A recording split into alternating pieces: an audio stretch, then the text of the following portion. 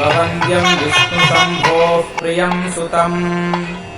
क्षिप्रप्रसादनिरतम् शास्तारम् प्रणमाम्यहम् मत्तमातङ्गगमनम् कारुण्यामृतपूरितम् सर्वविघ्नहरम् देवम् शास्तारम् प्रणमाम्यहम् अस्मत्कुलेश्वरम् देवम् अस्मत्शत्रुविनाशनम् अस्मदिष्टप्रदातारम् शास्तारम् प्रणमाम्यहम् पाण्ड्येशवंशतिलकम् केरळे केलिविग्रहम् आर्तत्राणपरम् देवम् शास्तारम् प्रणमाम्यहम् भूतनाथ सदानन्द सर्वभूतदयापर रक्ष रक्ष महाबाहो शास्त्रे तुभ्यम् नमो नमः अन्यथा शरणम् नास्ति त्वमेव शरणम् मम तस्मात् कारुण्यभावेन रक्ष माम् शबरीश्वर करचरणकृतम् वा कायजम् कर्मजम् वा श्रवणनयनजम् वा मानसम् वा अपराधम् विहितम् अविहितम् वा सर्वमेतत्क्षमस्व जय जय करुणाब्धेः धर्मशास्त्र नमस्ते ॐ शिवपुत्राय नमः ॐ महातेजसे नमः ॐ शिवकार्यधुरन्धराय नमः ॐ शिवप्रदाय नमः ॐ शिवज्ञानिने नमः ॐ शैवधर्मसुरक्षिताय नमः ॐ शङ्खधारिणे नमः ॐ सुराध्यक्षाय नमः ॐ चन्द्रमौळये नमः ॐ सुरोत्तमाय नमः ॐ कामेशाय नमः ॐ कामतेजस्विने नमः ॐ कामादिफलसंयुताय नमः ॐ कल्याणाय नमः ॐ कोमलाङ्गाय नमः ॐ कल्याणफलदायकाय नमः ॐ करुणाब्धये नमः ॐ कर्मदक्षाय नमः ॐ करुणारससागराय नमः ॐ जगत्प्रियाय नमः ॐ जगद्रक्षाय नमः ॐ जगदानन्ददायकाय नमः ॐ जयादिशक्तिसंसेव्याय नमः ॐ जनाह्लादाय नमः ॐ जिगीषुकाय नमः ॐ जितेन्द्रियाय नमः ॐ जितक्रोधाय नमः ॐ जितदेवादिसङ्घकाय नमः ॐ जैमिन्यादिमुनिसेव्याय नमः ॐ जरामरणनाशकाय नमः ॐ जनार्दनसुताय नमः ॐ ज्येष्ठाय नमः ॐ ज्येष्ठादिगणसेविताय नमः ॐ जन्महीनाय नमः ॐ जितामोहाय नमः ॐ जनकेनाभिपूजिताय नमः ॐ परमेष्ठिने नमः ॐ पशुपतये नमः ॐ पङ्कजासनपूजिताय नमः ॐ पुरहन्त्रे नमः ॐ पुरत्रात्रे नमः ॐ परमैश्वर्यदायकाय नमः ॐ पवनादिसुरैः नमः ॐ पञ्चब्रह्मपरायणाय नमः ॐ पार्वतीतनयाय नमः ॐ ब्रह्मणे नमः ॐ परानन्दाय नमः ॐ परात्पराय नमः ॐ ब्रह्मिष्ठाय नमः ॐ ज्ञाननिरताय नमः ॐ गुणागुणनिरूपकाय नमः ॐ गुणाध्यक्षाय नमः ॐ गुणनिधये नमः ॐ गोपालेनाभिपूजिताय नमः ॐ गोरक्षकाय नमः ॐ गोधनाय नमः ॐ गजारूढाय नमः ॐ गजप्रियाय नमः ॐ गजग्रीवाय नमः ॐ गजस्कन्धाय नमः ॐ गभस्तये नमः ॐ गोपतये नमः ॐ प्रभवे नमः ॐ ग्रामपालाय नमः ॐ गजाध्यक्षाय नमः ॐ दिग्गजेनाभिपूजिताय नमः ॐ गणाध्यक्षाय नमः ॐ गणपतये नमः ॐ गवांपतये नमः ॐ अहर्पतये नमः ॐ जटाधराय नमः ॐ जलनिभाय नमः ॐ जैमिन्यैरभिपूजिताय नमः ॐ जलन्धरनिहन्त्रे नमः ॐ शोणाक्षाय नमः ॐ शोणवाससाय नमः ॐ सुराधिपाय नमः ॐ शोकहन्त्रे नमः ॐ शोभाक्षाय नमः ॐ सूर्यतेजसाय नमः ॐ सुरार्चिताय नमः ॐ सुरैर्वन्द्याय नमः ॐ शोणाङ्गाय नमः ॐ शल्मलीपतये नमः ॐ सज्ज्योतिषे नमः ॐ शरवीरघ्नाय नमः ॐ शरश्चन्द्रनिभाननाय नमः ॐ सनकादिमुनिध्येयाय नमः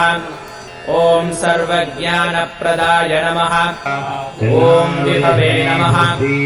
ॐ हरायुधाय नमः ॐ हंसनिभाय नमः ॐ आहामुखस्तुत्याय नमः ॐ हरये नमः ॐ हरप्रियाय नमः ॐ हंसाय नमः ॐ हर्यक्षासनतत्पराय नमः ॐ पावनाय नमः ॐ पापगनिभाय नमः ॐ भक्तपापविनाशनाय नमः ॐ सीताङ्गाय नमः ॐ भयत्रात्रे नमः ॐ भानुमते नमः ॐ भयनाशनाय नमः ॐ त्रिपुण्ड्रधारिणे नमः ॐ त्रिनयनाय नमः ॐ त्रिपुण्ड्राङ्कितमस्तकाय नमः ॐ त्रिपुरघ्नाय नमः ॐ देववराय नमः ॐ देवारिकुलसंहृताय नमः ॐ देवसेनाधिपाय नमः ॐ तेजसे नमः ॐ तेजोराशये नमः ॐ दशाननाय नमः ॐ दारुणाय नमः ॐ दोषहन्त्रे नमः ॐ दोर्दण्डाय नमः ॐ दण्डनायकाय नमः ॐ धनुष्पाणये नमः ॐ धराध्यक्षाय नमः ॐ धनिकाय नमः ॐ धर्मवत्सलाय नमः ॐ धर्मज्ञाय नमः ॐ धर्मनिरताय नमः ॐ धनुष्यास्त्रपरायणाय नमः ॐ स्थूलकर्णाय नमः ॐ स्थूलतनवे नमः ॐ स्थूलाक्षाय नमः ॐ स्थूलबाहुकाय नमः ॐ तनूत्तमाय नमः ॐ तनुत्राणाय नमः ॐ तारकाय नमः ॐ तेजसाम्पतये नमः ॐ योगीश्वराय नमः ॐ योगनिधये नमः ॐ योगिनाय नमः ॐ योगसंस्कृताय नमः ॐ मन्दारवाटिकाय नमः ॐ मत्ताय नमः ॐ मलयाचलवासभुवे नमः ॐ मन्दारकुसुमप्रख्याय नमः ॐ मन्दमारुतसेविताय नमः ॐ महाभासाय नमः ॐ महावक्षसे नमः ॐ मनोहरमदाच्युताय नमः ॐ महोन्नताय नमः ॐ महाकायाय नमः ॐ महानेत्राय नमः ॐ महाहनवे नमः ॐ मरुत्पूज्याय नमः ॐ मानधनाय नमः ॐ मोहनाय नमः ॐ मोक्षदायकाय नमः ॐ मित्राय नमः ॐ मेधाय नमः ॐ महोजस्विने नमः ॐ महावर्षप्रदायकाय नमः ॐ भाषकाय नमः ॐ भाष्यशास्त्रज्ञाय नमः ॐ भानुमते नमः ॐ भानुतेजसे नमः ॐ भवानीपुत्रकाय नमः ॐ भिषजे नमः ॐ भवतारणकारणाय नमः ॐ नीलाम्बराय नमः ॐ नीलनिभाय नमः ॐ नीलग्रीवाय नमः ॐ निरञ्जनाय नमः ॐ नेत्रत्रयाय नमः ॐ निषादज्ञाय नमः ॐ नानारत्नोपशोभिताय नमः ॐ रत्नप्रभाय नमः ॐ रमापुत्राय नमः ॐ रमया परितोषिताय नमः ॐ राजसेव्याय नमः ॐ राजधनाय नमः ॐ रणदोर्दण्डमण्डिताय नमः ॐ रमणाय नमः ॐ रेणुकासेव्याय नमः ॐ रजनीचरधारणाय नमः ॐ ईशानाय नमः ॐ विभराट्सेव्याय नमः ॐ ईशनत्रयनाशनाय नमः ॐ इडावासाय नमः ॐ हेमनिभाय नमः ॐ हैमप्राकारशोभिताय नमः ॐ हरिहरात्मजाय नमः ॐ हंसाय नमः ॐ हयग्रीवाय नमः ॐ हयप्रियाय नमः ॐ भाटकस्फटिकप्रज्ञाय नमः ॐ हंसारूढेन सेविताय नमः ॐ वनवासाय नमः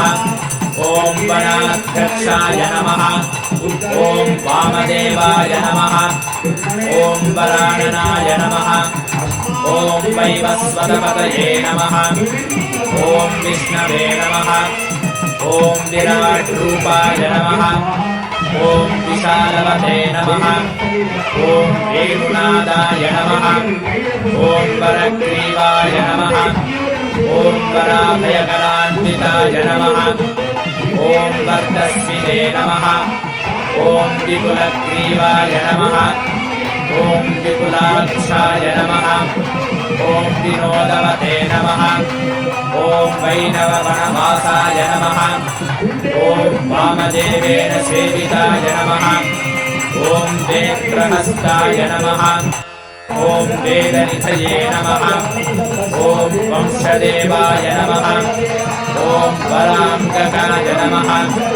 ॐ ह्रीङ्काराय नमः ॐ ह्रीं मनसे नमः ॐ हृष्टाय नमः ॐ हिरण्याय नमः ॐ हेमसम्भवाय नमः ॐ हुताशाय नमः ॐ हुतनिष्पन्नाय नमः ॐ हुङ्कारकृतिरुप्रभवे नमः ॐ हव्यवाहाय नमः ॐ हव्यकराय नमः ॐ अट्टहासाय नमः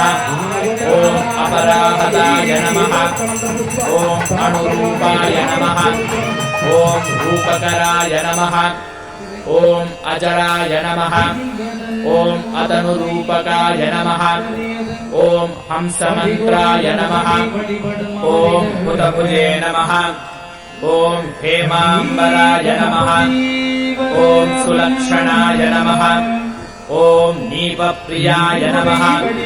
ॐ नीलवाससे नमः ॐ निधिपालाय नमः ॐ निरातपाय नमः ॐ क्रोडहस्ताय नमः ॐ तपस्त्रात्रे नमः ॐ तपोरक्षाय नमः ॐ तपाक्ष्पयाय नमः ॐ मूर्धाभिषिक्ताय नमः ॐ मूर्धभिषजे नमः ॐ मानधनाय नमः ॐ मन्त्ररूपाय नमः ॐ मृडाय नमः ॐ मनवे नमः ॐ मेधाविने नमः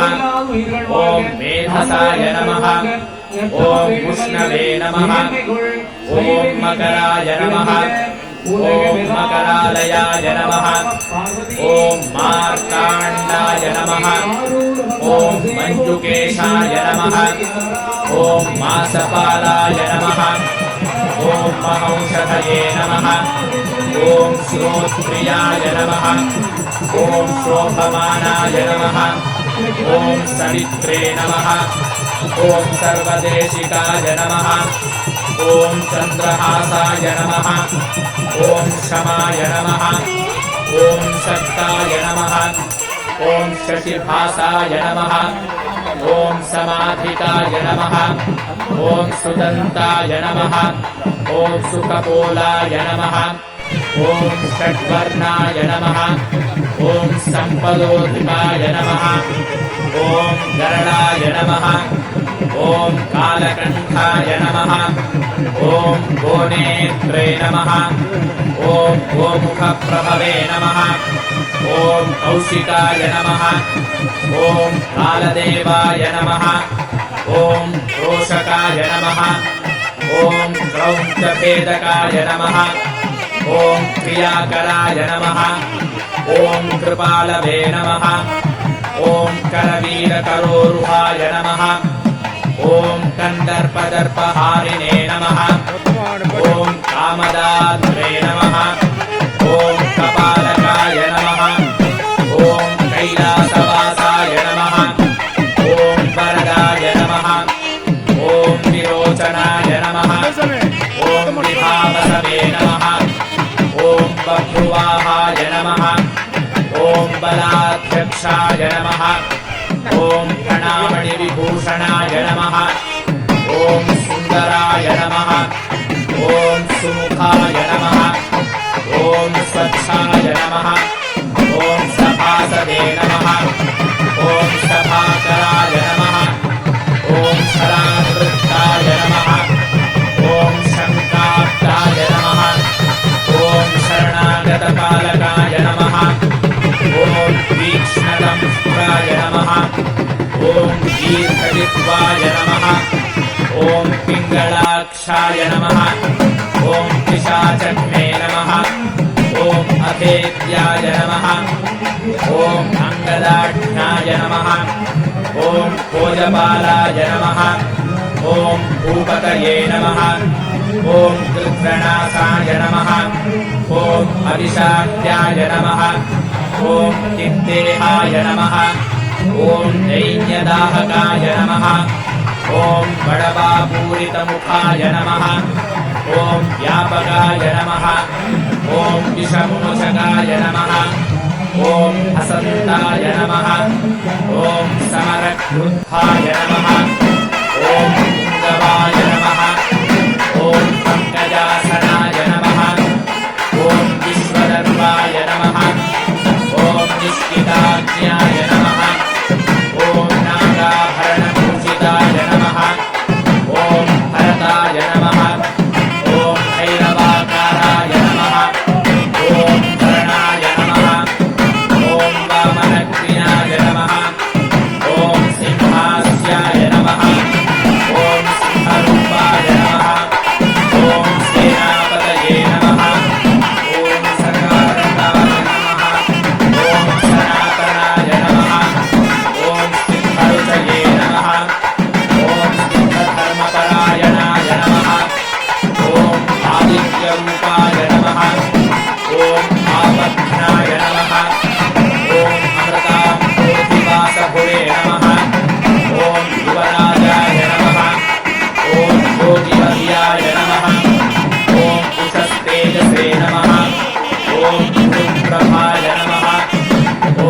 देवादिदेवाय नमः ॐ दैवज्ञाय नमः ॐ ताम्रोष्ठाय नमः ॐ ताम्रलोचनाय नमः ॐ पिङ्गलाक्षाय नमः ॐ पिञ्छचूडाय नमः ॐ फणामणिविभूषिताय नमः ॐ भुजङ्गभूषणाय नमः ॐ भोगाय नमः ॐ भोगानन्दकराय नमः ॐ अभयाय नमः ॐ पञ्चहस्तेन सम्पूज्याय नमः ॐ पञ्चबाणेन सेविताय नमः ॐ भवाय नमः ॐ सर्वाय नमः ॐ भानुमयाय नमः ॐ प्राजापत्यस्वरूपकाय नमः ॐ स्वच्छन्दाय नमः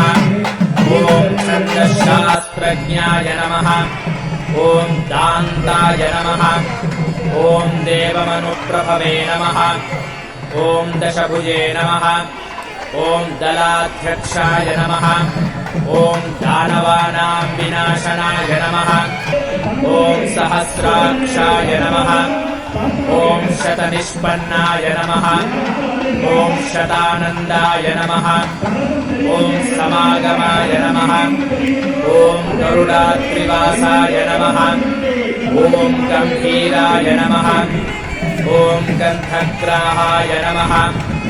ॐ गणेश्वराय नमः ॐ गण्डकावासाय नमः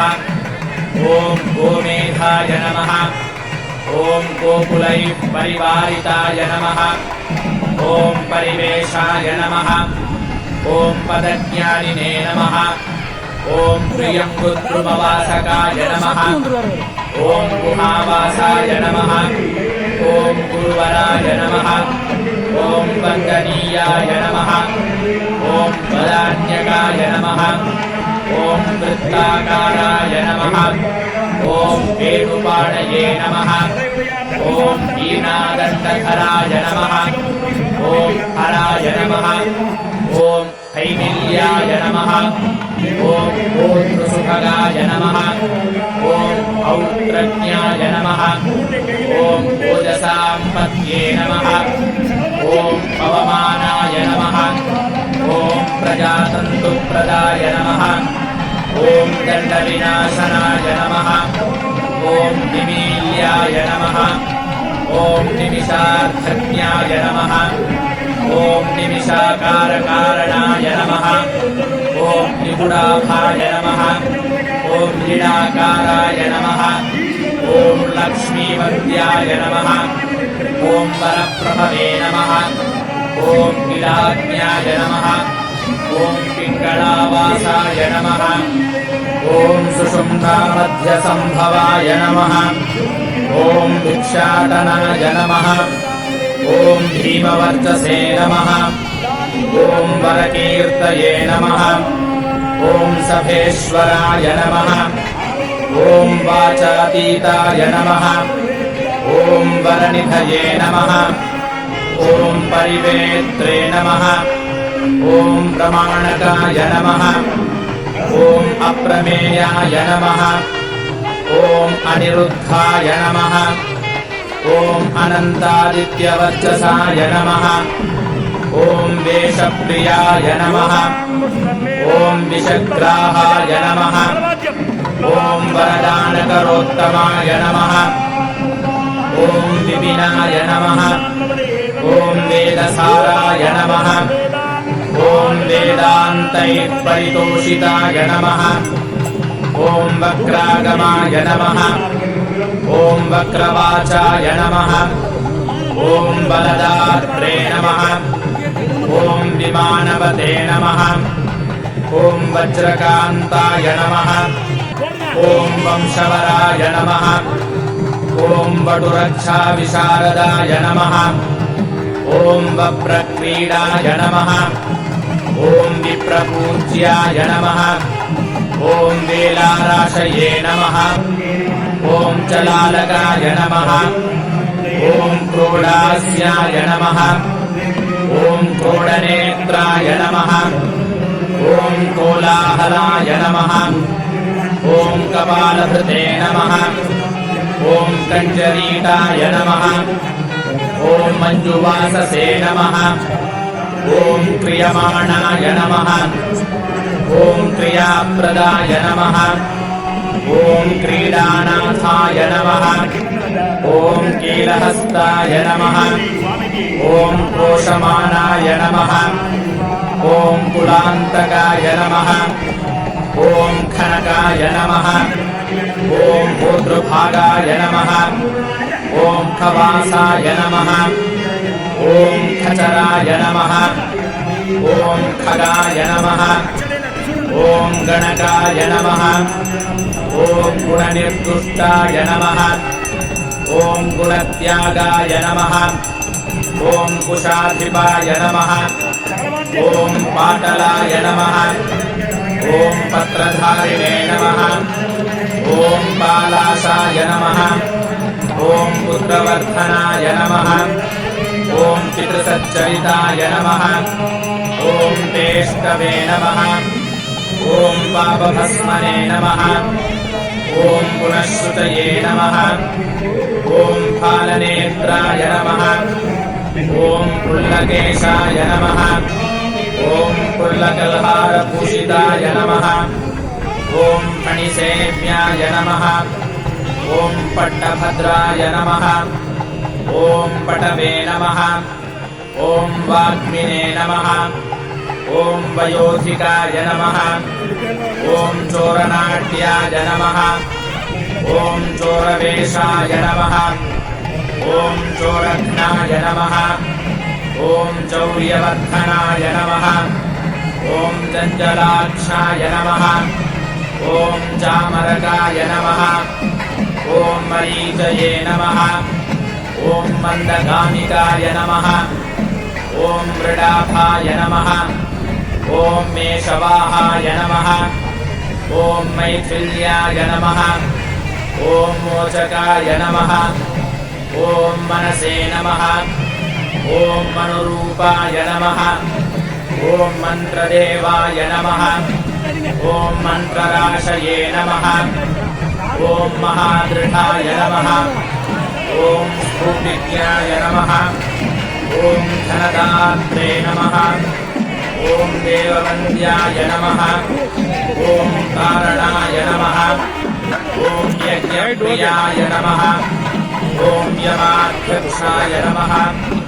ॐ इभक्रीडाय नमः ॐ इभेक्षणाय नमः ॐ दधिप्रियाय नमः ॐ दुराधर्षाय नमः ॐ दारुपालाय नमः ॐ धनुजघ्ने नमः ॐ दामोदराय नमः ॐ दामधराय नमः ॐ दक्षिणामूर्तिरूपकाय नमः ॐ शचीपूज्याय नमः ॐ शङ्खकर्णाय नमः ॐ चन्द्रचूडाय नमः ॐ मनुप्रियाय नमः ॐ गुडरूपाय नमः ॐ गुडाकेशाय नमः ॐ कुलधर्मपरायणाय नमः ॐ कालकण्ठाय नमः ॐ गाढगात्राय नमः ॐ गोत्ररूपाय नमः ॐ कुलेश्वराय नमः ॐ आनन्दभैरवाराध्याय नमः ॐ अयमेधफलप्रदाय नमः ॐ दध्यन्नासक्तहृदयाय नमः ॐ गुडान्नप्रीतमानसाय नमः ॐ धृतान्नासक्तहृदयाय नमः ॐ गौराङ्गाय नमः ॐ गर्वभञ्जकाय नमः ॐ गणेशपूज्याय नमः ॐ गगनाय नमः ॐ गणानां पतये नमः ॐ गर्जिताय नमः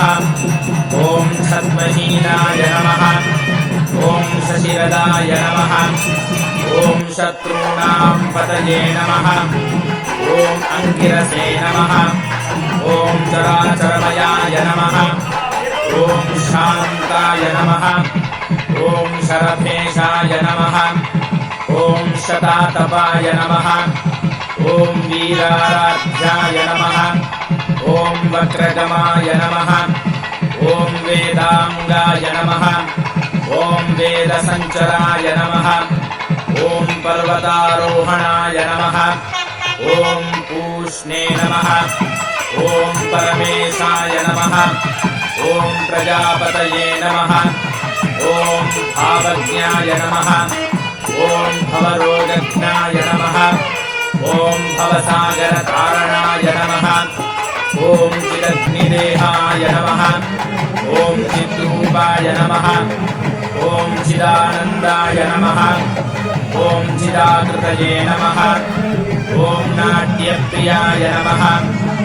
ॐ नरपतये नमः ॐ नरनारायणार्चिताय नमः ॐ निषादराजाय नमः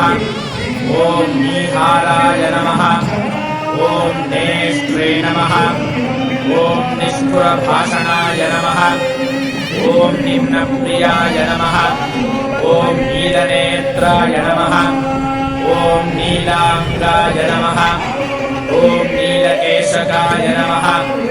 ॐ सिंहाक्षाय नमः ॐ सर्वविघ्नेशाय नमः ॐ सामवेदपरायणाय नमः ॐ सनकादिमुनिध्येयाय नमः ॐ शर्वरीशाय नमः ॐ षडाननाय नमः ॐ सुरूपाय नमः ॐ सुलभाय नमः ॐ स्वर्गाय नमः ॐ शचीनाथेन पूजिताय नमः ॐ काकिनाय नमः ॐ कामदहनाय नमः ॐ दग्धपापाय नमः ॐ दराधिपाय नमः।